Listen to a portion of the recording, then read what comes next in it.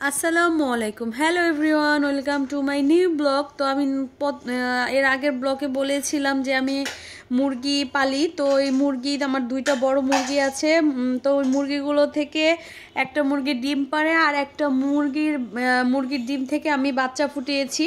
তো আলহামদুলিল্লাহ 14টা ডিম বসিয়েছিলাম, তো ওর মধ্যে 3টা নষ্ট ছিল আর একটা ওই মার পাড়া খেয়ে মারা গেছে।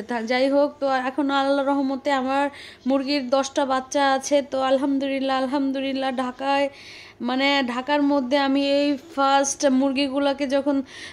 ডিমগুলোকে যখন বসিয়েছি, আমি অনেক কনফিউশন ছিলাম যে ডিমগুলো থেকে মুরগির বাচ্চা হবে কি না, খুবই একটা টেনশনে ছিলাম। তো আলহামদুলিল্লাহ আলহামদুলিল্লাহ আল্লাহর অশেষ রহমতে 10টা ডিম থেকে বাচ্চা হয়েছে। তো আসলে খুবই ভালো লাগে আমার।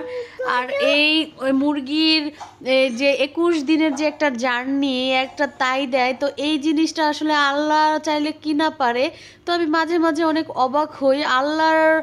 আল্লাহ সব কিছুর জন্য সুন্দরভাবে পরিকল্পনা অনুযায়ী আল্লাহ সামনের দিকে সবাইকে এগিয়ে নেয়। যেমন মুরগিটাও কিন্তু 21 দিন ডিমে তাই দেওয়ার পরে কিন্তু বাচ্চাগুলো ফুটে। তো অনেক আর তারপরে সে আগলিয়ে রাখে বাচ্চাগুলো মা যেদিকে যায় বাচ্চাগুলোও সেদিকে যায়।